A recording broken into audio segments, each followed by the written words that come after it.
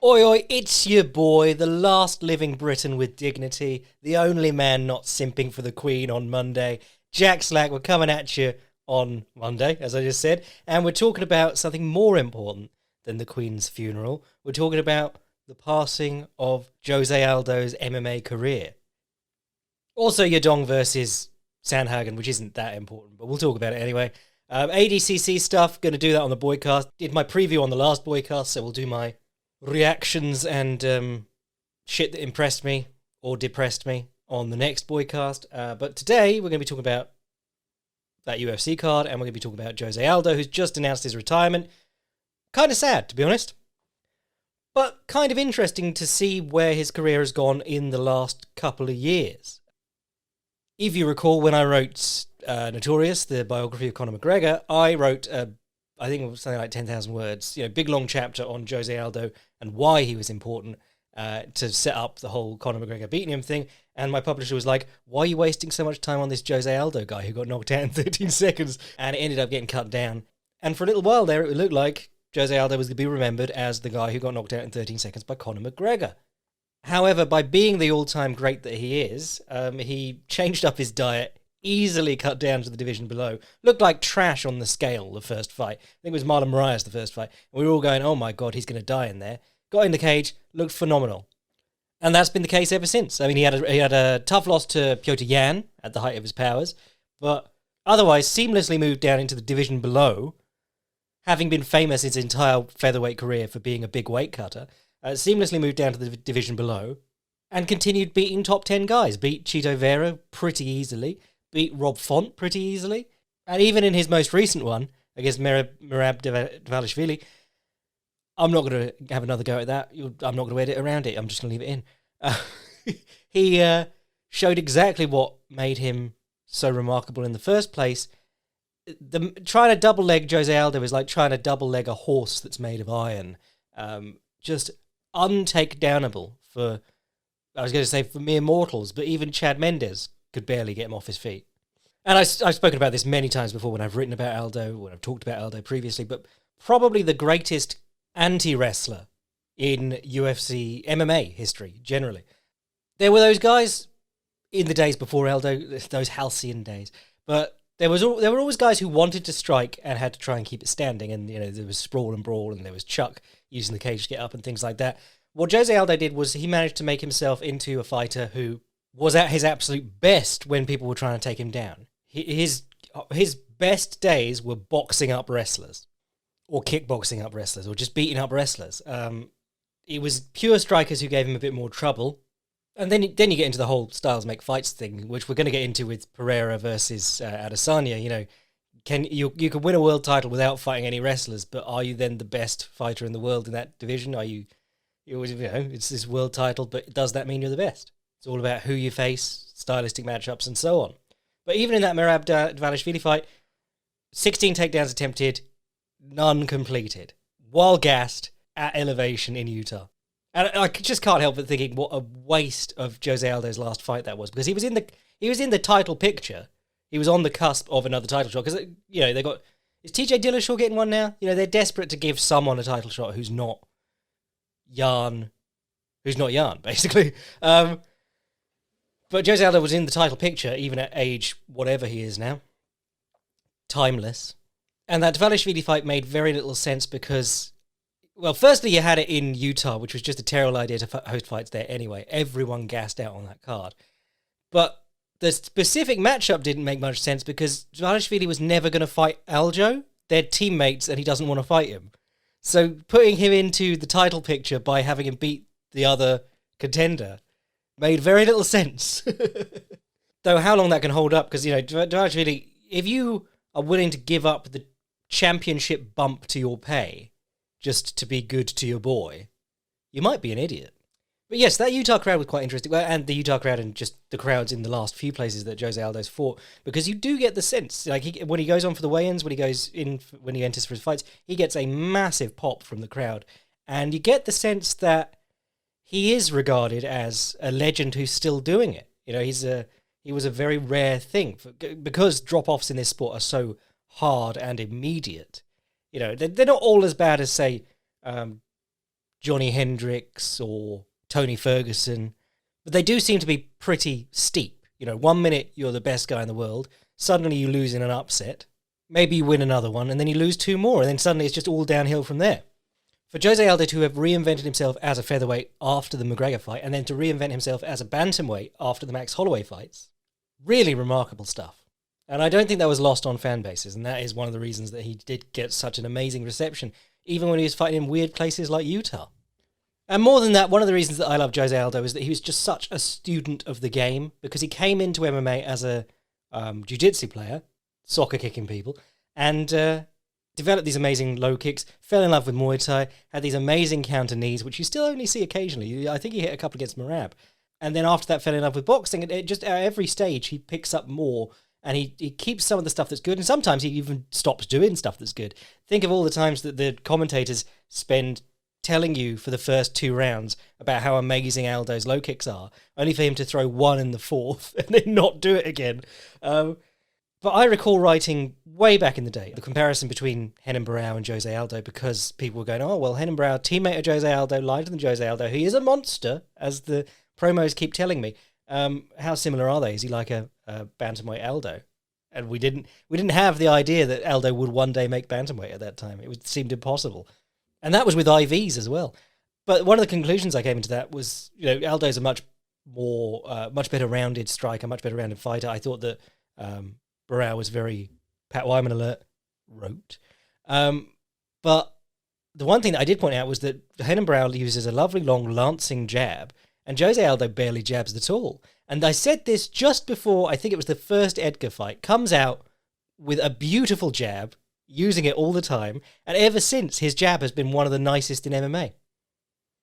And that was just how quick Jose Aldo could pick something up, make it part of his game, and be one of the best in the UFC or MMA at it.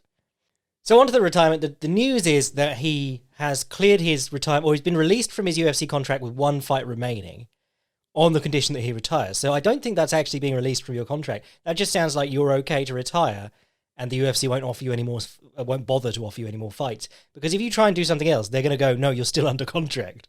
But it would have been nice to see him in PFL or something, because he could easily pick up a payday in PFL. If you think about the PFL, I don't believe they have bantamweight. If you think about they just signed Marlon Moraes. Oh, they could do a rematch. But if you think about the PFL featherweight division, I don't know who won it this year, but it's very middle of the road fighters, like, what's his name? Chris Wade? Can't remember his name. But then Lance Palmer won the tournament twice, made $2 million doing it by just sort of like taking people down with crap double legs and humping them on the floor. And good luck taking down Jose Aldo with no other threats. He's not going to knock you out on the feet. He's not going to come up swinging like Chad Mendes when he does a fake level change and uppercuts Jose Aldo as he's falling into a sprawl and still doesn't hurt him very much.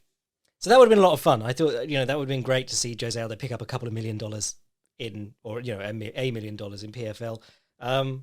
Sadly not the case, but he does go out in a very strong position. He goes out not on top, but as on top as you can be this long into your career, to still be within the top 5 of your weight class. Obviously, I think probably in a couple of years when the UFC when he's timed out of his UFC contract, you'll hear some talk about him maybe boxing or something like that. But by all accounts, he's invested his money decently. He's got a pretty successful burger restaurant, does a lot of like charity football games, and is quite well liked in the Brazilian media, and plays enough football that he started out in football, and I imagine if he's got the bug for competing or athletic competition, football should keep him busy enough. But yeah, it's interesting because that card, last weekend's card, Yadong versus Sandhagen, bit of a flop most of the fights, but luckily Sandhagen versus Yadong was good. And I said, oh, well, thank God for this no-miss bantamweight division. And then immediately that's overshadowed by the great Jose Aldo just being like, I'm retiring from the bantamweight division. But yeah, if you want to learn more about the Jose Aldo style, the Jose Aldo story, whatever. I haven't published the part that got cut from the book, unfortunately. I don't even think I have it saved anymore, but you can go and read anything that I've written about Jose Aldo over the years. Just Google Jack Slack Jose Aldo. Or most recently, my Advanced Striking 2.0 Jose Aldo, focusing on his pivots, his use of pivots in MMA. Used his pivots to box on the counter, used his pivots to change up angles, used his pivots in his takedown defense, and then finally used his pivots to defend low kicks. And again, go check out that Filthy Casuals guide to Jose Aldo defeating the calf kick. But yeah, mad props to Aldo. What a legend. I'll drop the link for the advanced striking piece in the description on YouTube. And let's talk about these fights. So I'm not going to bury the lead. We're going to talk about Yadong versus Sandhagen up front because it was good. And a lot of this event wasn't very good, if we're honest. The co-main was fun, and there was a couple of other fun ones on there, but largely this card was pretty mediocre, actually. And I don't know if it was hurt by Aspen Ladd doing exactly what I said she would, turning up and missing weight. What an insane story that continues to be. She's just an example of everything that is bad in women's MMA. And it's kind of annoying because she, in the ring, in the cage, when she's in shape and not like killing herself to make the weight cut, I think she's got talents and skills that could carry her to being one of the better fighters in the division, whatever division she manages to fight in. She's just making a massive fucking mess of her own career at the moment, and I don't know what's going on there. I mean, she's another one who's like married to her coach, which is always sussy. But it meant that, you know, she loses this fight and probably gets cut, and Sarah McMahon doesn't get paid. So, you know, a little bit shit generally. Not sure if this card was gagging for that fight though, because it doesn't sound like great fun. But anyway, Yadong versus Corey Sandhagen. This one played out a little bit like what I expected, but then there were also aspects that were nothing like what I expected. So my expectation was that this fight would come down to Corey Sandhagen's feinting and volume, and if he could apply that confidently against Yadong, because Yadong is going to wait on the counter and swing back. He's not going to volume with you. He's not going to try and set things up with a jab or anything like that. He's about getting in your face and hitting you as hard and as fast as possible when you swing. I think I said in the pre-show, like I don't think there's a great deal of technical depth to Song Yadong's game, but the thing about being a good counter puncher is that you're just waiting for the right spot. If you can convince the guy to step in close enough to you, it doesn't matter if you only have 2 different punches to hit him with, because you're going to chin him. And this fight, yeah, it was sort of a balancing act for Sandhagen because he didn't actually look that comfortable in range a lot. But then he brought out stuff that I didn't expect at all. The takedown attempts from round 1 starts trying to take Yadong down, and you're going, wow, okay, that's ballsy, because Song Yadong is very good at stopping people taking him down. And Sandhagen, he's taken down John Lineker and people like that, so he's taken down some decent fighters, especially double-legging John Lineker when you're a foot taller than him is quite tricky, because you've got to do a level change to get under him. But I watched that and I was like, oh, okay, that's interesting. But then you saw, I think it was late round 1, early round 2, he does a little level change, just a little bounce in with his, and lowering of his level, a fake. And Song Yadong throws his legs backwards and just, goes almost horizontal to the mat. It's like watching Chad Mendes versus Jose Aldo too, when he goes inside, he like slaps the inside. I think he just level changes, and Jose Aldo throws his feet and hips back, and his head just falls onto the uppercut that Chad Mendes is coming up with. So you did see the value to it. You're going, oh, okay, right. So he did the hard work of attempting those takedowns in order to get that response when he's, when he slightly level changes. And we were talking about how he'll stand orthodox, he'll throw a right straight, and then he'll step through with a right jab. So he doubles up the same hand, but changes stance while he does it, and he'll throw a left kick on the end or whatever. And that was, you saw plenty of that. Poke, bang. Yadong was coming back with counters really nicely. Again, like not a great deal of depth to his game. He couldn't make things happen on his own terms. He just sort of had to follow Sandhagen around the cage. But he is like made out of iron. So I was saying Sandhagen, get to those body kicks. I really like those body kicks when he does the right straight, step through, right jab, left body kick. He really beat up Marlon Moraes with that one. And he did it many, many times against Song Yadong, landed these body kicks, and they didn't seem to do anything. And Song Yadong takes a terrific shot on the face too. Corey's not the biggest hitter in the division, but the amount of punches he throws and lands, and the accuracy with which he does it, that normally woozies people up or makes them more susceptible to getting chinned. And Song Yadong was fine with just walking through it. So Sandhagen did the clever thing, what we're always saying you should do. Whenever you're at a punching disadvantage, people treat the knockout punch as everything, because in boxing it's a much bigger deal if the other guy doesn't have any reason to be concerned about your punches and you have to be concerned about his. I think about Paulie Malignaggi had a great little career going until he met Miguel Cotto, and Miguel Cotto just didn't have to care about anything Paulie Malignaggi threw at him. But in MMA and Muay Thai, you have the elbows and the knees. I mean, in kickboxing, you still have the knees. But these are weapons that, one, aren't gloved. So, you've got a great chance of cutting them open, as Sandhagen did here. But also, they're much stiffer when you walk onto an elbow than when you walk onto a good punch. And as I was watching this, he did the perfect thing. He hit a beautiful up elbow. And they're the kind of elbow that can knock people out. Anyone who thinks that they're solely a cutting weapon, go watch the career of someone like Muang Thai or Nate Corbett, knocking people out with elbows left and right. But the great thing about them is that if they skim off, you've got a great chance of breaking the skin as well. And because these cuts were so gnarly, my wife was sitting next to me as I was watching these fights, and she's looking up from what she's doing going, "Oh my God, how does that happen?" And I was saying, it's just because the skin's so thin on the eyes, forehead. It's very easy to break open from glancing blows. And the Rodrigues one had been before this, so she's going why was that one allowed to continue and this one not? And I'm having to explain, no, it's the eyes. And that is one of the great points of doing attritive damage or opening cuts. Yes, you can convince the referee to stop the fight, but even in a situation where the referee was not going to... I'm trying to think of a fight organisation that's been cut stoppages don't exist here. I don't think they exist because most of them have a doctor on hand, and the doctor's job is to say that the fighter can't fight if he gets blood in his eye constantly. But even if there were a promotion that wouldn't stop fights due to cuts, the value of attritive damage around the eyes and blood going into the eyes is tremendous.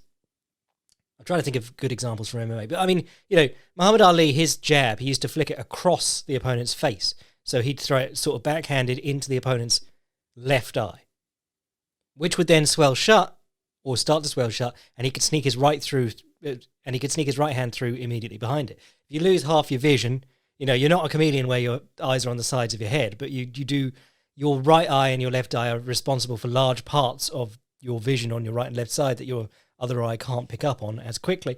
And your peripheral vision is enormously important in fighting too. If you watch any really good fighters, Roy Jones Jr., people like that, they don't look their opponent in the eye because it's very easy to get distracted by, well, we're going to talk about it later, but Loma Lookboonmee and loads of Thais, when they throw their head up and they look up above your head to make you think a kick's coming high. It's such a exaggerated feint. And if you're looking at their face, you're going to fall for it. People like Roy Jones Jr., they look square in the middle of people's chests, because then you're only dealing with the shoulders and the hips, and they have to move for the opponent to do something. They're not going to kick you in the head with just their eyes moving. This is a big one in any sport, actually. If you talk to anyone who played American football or basketball or anything, watch people's hips, because no matter what they're doing with their eyes and their hands and their feet to convince you they're going one way, their hips will tell you which way they're actually going, or will be a better indication. I'm not going to say just start looking at people's hips and juke moves don't work anymore. Start talking about things as college level moves or high school level moves like wrestlers do, as if just oh yeah, you should do that until you're 13 and then you should stop. But yeah, getting blood in your eye blinds you to punches that are coming, and that's a really big deal. There's a great example in John Lineker versus John Dodson. John Dodson closes one of John Lineker's eyes with punches. And this is John Dodson at the height of his running past people, poking 3 left straights that don't look like they hurt. And then late in the fight, he starts wobbling John Lineker because John Lineker can't see the punches coming. So I say all of that just to get to the point that there was this weird sort of movement when Kenny Florian, who was doing commentary for ADCC some of the time this week, and he was really good. Kenny Florian worked out or learned how to elbow decently, and he started cutting people open. And for a little while, there were weirdos in forums just obsessed with the idea that cuts were not a legitimate way to win. If you elbowed people and cut them open, you were a bitch. Just going, what? He's trying to elbow people's faces off, and the fact that they get cut is, a happy coincidence or a happy bonus of that. You don't want to be fighting under French Muay Thai rules where they make you, they sometimes allow you to elbow, but they make you wear big elbow pads so that no one gets cut. But the up elbow that Sandhagen landed was beautiful. It came in right under the eye. Under the eyebrow, that skin there is so thin and weak. Sometimes see the ones from knees cut there too. There was a great one I watched live, which was Liam Harrison versus Masaki Noiri in Tokyo. And Liam Harrison was doing a good job. And then Masaki Noiri just stepped up, hit him with the knee because he was about half a foot shorter because Liam Harrison is very sawn off for his weight class. And Noiri steps up into a knee. It hits Liam Harrison under the eyebrow and it just slices open under his eye. And it's almost immediately waved off because, under the eyebrow is even worse because there's nothing, but there's no way the blood can trickle to that's out of your eye. Sometimes you see ones above the brow that are happen to be trickling down the outside of the eye and they go, oh, okay, fine. But Yadong's was bad, man. It was he sliced his eyebrow open and it was just trickling straight into his eye. I was honestly amazed that they let it go as long as it did. The doctor was very interesting during this card because he was like, keep a tight leash on that cut. And the cut man did a great job. He closed it. Well, he stopped it bleeding between 2 and 3 and then 3 and 4. But the problem is you don't even need to hit someone again to make it bleed again. If you don't need to stick your fingers in a cut like Ricardo Arona versus Kazushi Sakuraba, which is gross and dirty. You can do that completely legally. You can move into a clinch and just rub your head against their brow and clear the Vaseline out of that cut. Get some sweat in there, start everything flowing again. You can do what Sandhagen did on the ground in this one and what Chad Mendes did on the ground against Conor McGregor. You can just make sure that you're pushing their face backwards and forwards with your hand and wrist and forearm. Because the cut's done. You don't need a lot of force to produce another cut. You just need to open that cut more.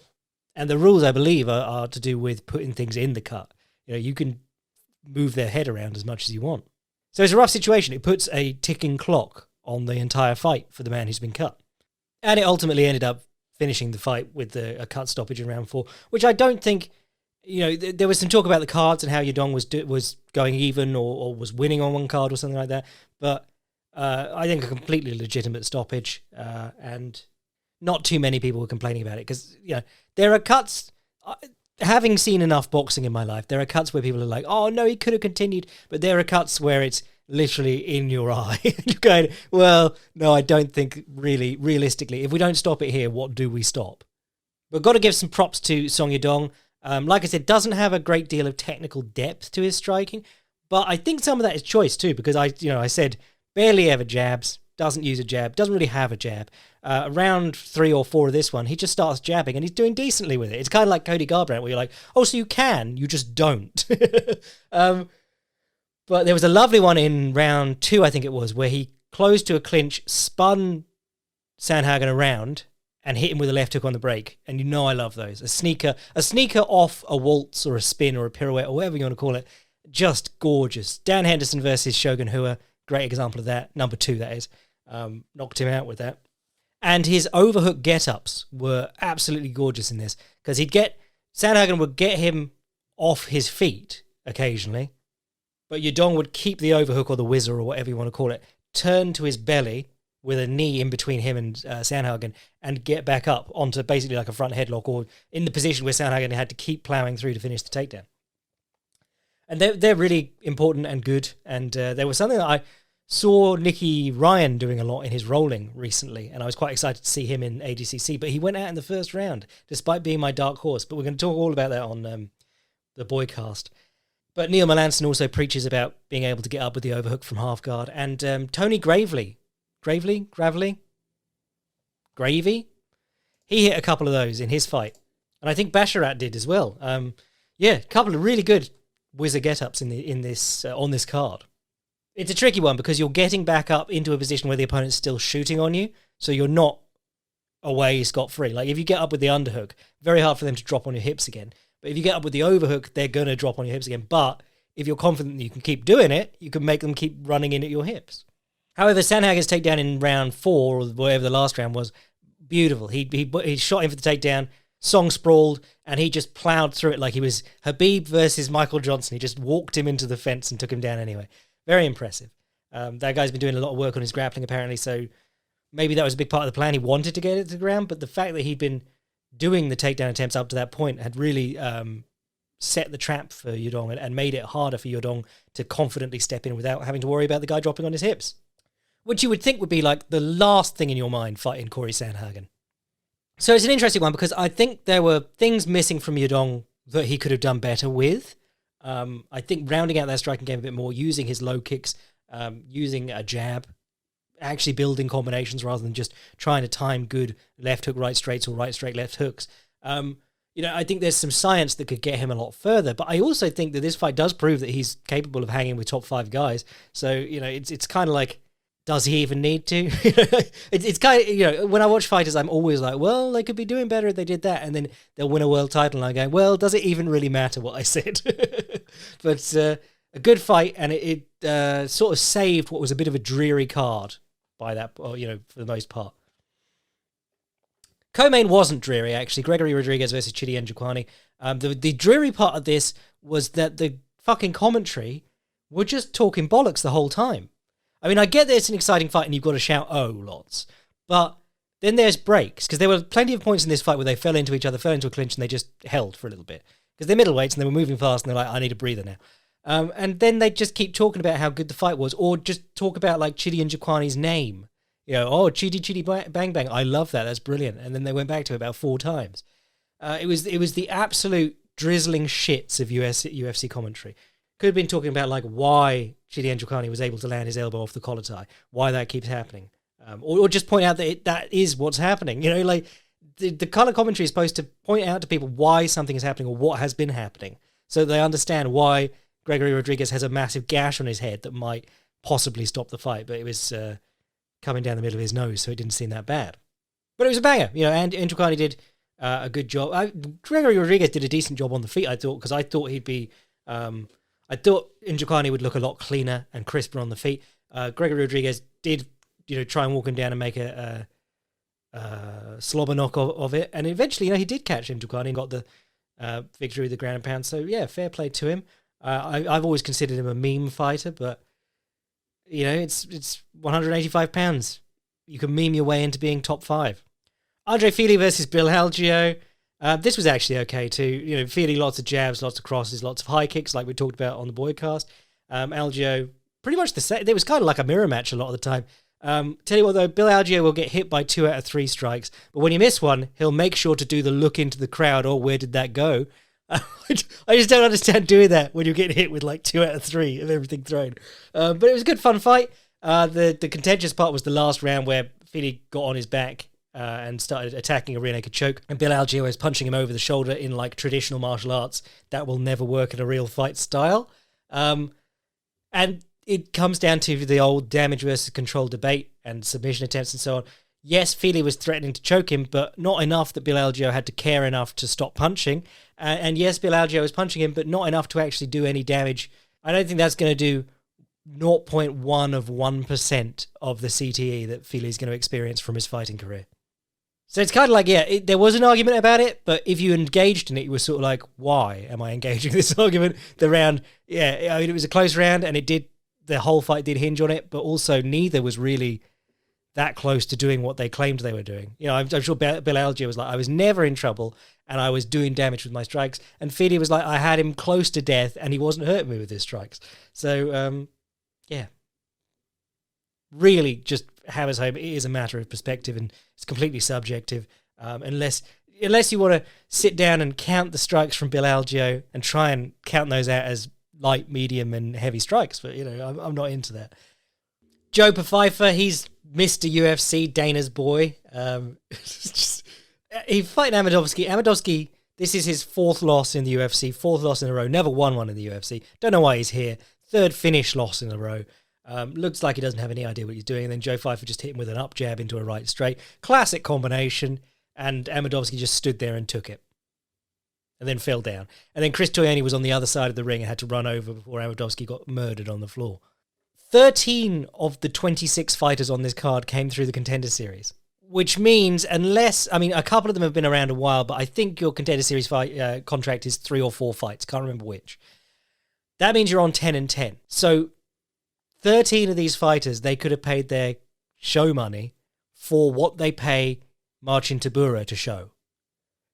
That's why the Contender Series is important. That's why these cards look like this now. We're all about cutting costs. That's where the UFC is going to make its profits in future.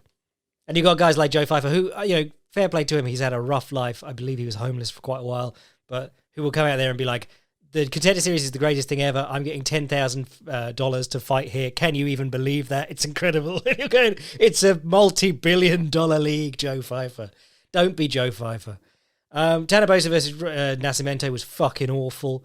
You knew it was going to be bad when Rodrigo Nascimento ducked in on a takedown along the fence, and Tanabosa released what would be his overhook and started hammer fisting across the other side on his almost standing opponent who was too high up to hit. I tweeted, has this ever worked? And people are sending me clips of Travis Brown and Conor McGregor elbowing dudes in the head when they're down low on the single.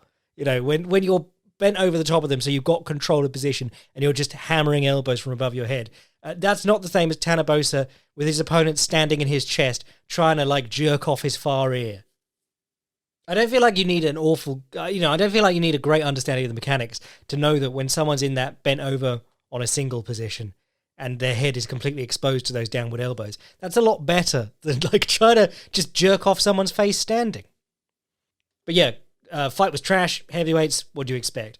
Damon Jackson front kicked Pat Sabatini in the face almost immediately and won by TKO. One of those ones where I was really impressed, but also we don't really know anything about that matchup still. If you get front kicked in the opening seconds and then finished, it doesn't matter if you were a horrible matchup for Damon Jackson. You're never going to have to deal with that question again. Trevin Giles versus Luis Kosuke was fucking awful. I always convince myself Trevin Giles is interesting because he's got a floaty point fighting style. And then I watch his fights and I go, oh, no, he isn't. Trey Ogden versus Daniel Zellhuber was awful too. People were like, oh, I can't believe Daniel Zellhuber was such a letdown, undefeated prospect off the Contender Series. And you're like, he's not let down because he's fighting for $10,000. That's the point of him being here. Anthony Hernandez is actually going to get my shout out because he really impressed me against Marc-Andre Barriault. Barriault's fine. He's a good journeyman at middleweight. Hernandez, he beat Rodolfo Vieira, Dementia or whatever they call him, by arm triangle, but basically by Vieira gassing out. But he's rounded out his game really nicely. In this one, firstly, he came across the ring, he jabbed and he dipped. And I went, nice. And then he came up with a left hook right straight. Jab, dip, come up with the second combination, moves Marc-Andre Barriault all the way back to the fence from the center of the cage, and then ducks on his hips and starts trying to wrestle him. And he was going between wrestling and then coming up, breaking free, throwing body shots and elbows, and then he'd duck in underneath whatever Andre threw, whatever Barriault threw back. When he hit the mat, he was controlling the far wrist, folding him down, beating him up. Absolutely brilliant performance. And then the third round, he folds him down on the far wrist, and Barriault's fighting it and throws his arm across. And then Hernandez, because he's been focusing on that bottom wrist, Habib style, the Dagestani handcuff, he just lets it go and arm triangles him because the guy's completely obsessed with trying to turn his back to get out of the handcuff. And easy arm triangle. But the whole performance is beautiful. I love strikers who use clinch wrestling to then break and come up striking. That's one of the best things you can do as an offensive striker in MMA. Learn enough wrestling that you can knock the dude over with those short double legs and things. There was a whole James Krause sort of system, you're not using a ton of strength, you're just recycling positions, and then you break free and you fucking strike, which is what none of James Krause's guys do, but very few people in MMA do, because once you've got the clinch, you're like, oh, I can't let him out of the clinch because then I'm losing. And you're going, no, you're not. If you've got him against the fence and you're swinging on him, you consider that a win. So why would breaking and then doing that be bad? So great performance from Hernandez. Really, honestly, quite excited for this guy's future. And I say that knowing this is middleweight and that everyone's garbage. What else is good? Loma Lookboonmee versus Denise Gomez. Bizarre fight. I said on the Boycast, this will be interesting because Loma Lookboonmee was booked to fight someone decent. And then I saw that she had a last-minute replacement, clicked on the girl's profile, and she's from Brazil, and her photo is her in a Muay Thai get-up, a Muay Thai fight. And I went, oh, Loma Lookboomee's going to have a field day here. But she kind of didn't. I mean, she was doing those cool fakes we were talking about where you throw your head back and you fake the kick by looking up and throwing your head back and doing head whip. And she was doing all the cool stuff she does. She landed a great counter elbow as Gomez came in. She's doing her usual thing, and then she just ends up giving up her back randomly. Oh, what was it? She was on top. They ended up on the floor, and she got up and walked off, doing like Thai Stadium, I've done the dump look, going, hey, with her arms out. And Denise Gomez, rightly, wrestled up. She just came up from her butt and grabbed a hold of a body lock on the back of Loma Lookboonmee. And Lookboonmee looked absolutely confused. People were saying she was probably concussed because she didn't get interviewed afterwards. It's one of those things like, I didn't see anything big connect from Gomez, but even clashes of heads can cause concussions. So it could be, she was making some baffling decisions, like going to the ground on her own terms. And you're going, why? Stand up. You're doing great. Why are you going to the ground and then falling off top of her, jumping on her back and then falling off top, which is number one worst thing about MMA grappling. But returning to that idea from the overhook get-up, how they're still sort of on your hips, Loma Lookboonmee is in a clinch close to the fence. She hits that beautiful Muay Thai trip, or Sasai Rikomi whatever you want to do, where you twist, and as the opponent steps, you block their foot, and they just fall. The Matt Brown special. But the problem was that the girl fell onto her knees in front of Lookboonmee, and Lookboonmee's back was to the fence. So it started a single leg, You really, because it's tricky. Those are good techniques, and we always say foot sweeps are great because they don't take a lot of commitment. You're not going to end up underneath the guy if you fail. But if you do it with your back to the fence and you don't then run the fuck away or turn away from the single or throw your hips back so they can't grab the single, they will grab the single from their knees, which is what she did. So a really strange performance, but Lookboonmee gets the win. So we're happy. And then my girl Gillian Robertson fought Spazzy Agapova and almost lost by Spazzy. Came in on some single legs with her head low, which is when you start elbowing people in the ear. Or if you're on a low double or a high crotch and your head is like on the side of their leg, they can start elbowing your head off. But eventually was it the second round? She got on her back and went for the choke, and Agapova didn't defend it at all. She just sort of like turned her back, gave up the choke, and gurgled and bit her own tongue. She's a very strange lass. Gigantic, but gets tired. And Gillian Robertson has made a career out of surviving having bad striking and actually having decent takedowns for a grappler. And a good ability to follow up and finish on the ground. Nicholas Motta versus Cameron Van Camp was very strange. With Cameron Van Camp, you got exactly what I was talking about with Gerald Meerschaert, where not so much in his last one because he was doing the Sanchai lean back, but a lot of the time he'll throw some punches, his opponent will throw back, the left hook will whiz past his face as his chin and head are up in the air, and you won't see it register in his eyes. And you're going, oh, okay, so you're just not getting knocked out because they're not connecting. It's not because you're avoiding it or you see it happening. Like, you could see that he doesn't see it, and that's going to be a problem. And every time that Nicholas Motta threw a left hook, it whizzed past Van Camp's face, and he didn't even look like he'd seen it.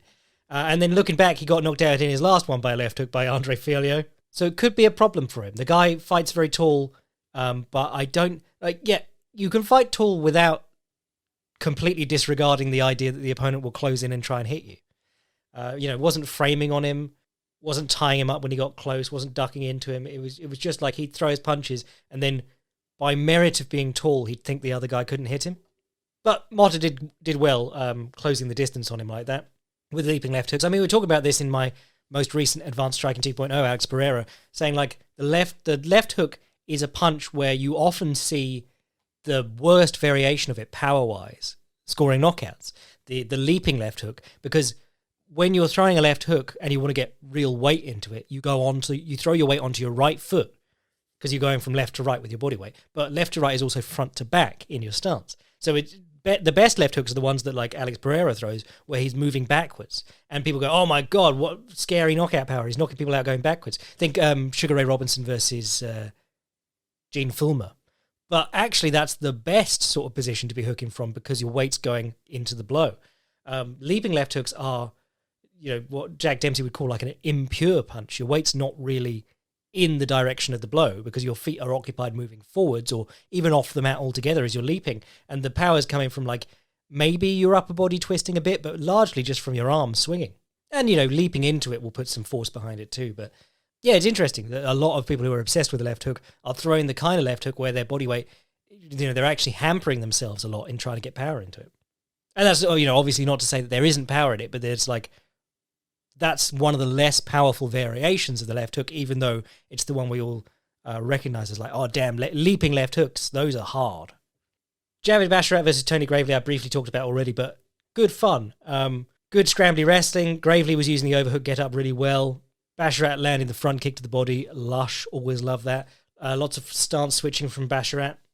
There was some cool grappling in this, but I can't remember it off the top of my head. But anyway, that'll do us for today. A fine card, an okay card. No card next week, sadly. So on the Boycast, we're going to be talking about ADCC. Maybe a little bit about Triple G versus Canelo 3. Maybe preview... Well, I mean, we'll probably preview this Bellator card. Bellator took another month off, and they're coming back with a Peter Queally main event. Jesus Christ. However, they do have some interesting stuff on there, like Mads Burnell's fighting, but he's fighting Pedro Carvalho, and if Mads Burnell loses that, I mean, I'll think he's washed, because Pedro Carvalho is not very good. Leah McCourt is fighting, and she's, not good. Kirill, the guy who, baby Fedor's protege, who loses half his fights, is there. Yeah, it's pretty bad. And really, it just hammers home that Bellator is not the number 2 show in the world anymore. But we'll talk more about that on the Boycast. Anyway, if you want to read Advanced Striking 2.0 Jose Aldo, or Advanced Striking 2.0 Alex Pereira, or the upcoming Advanced Striking 2.0 Israel Adesanya, sign up to the Patreon, get in on the extra episodes of the Boycast, and all the articles I write.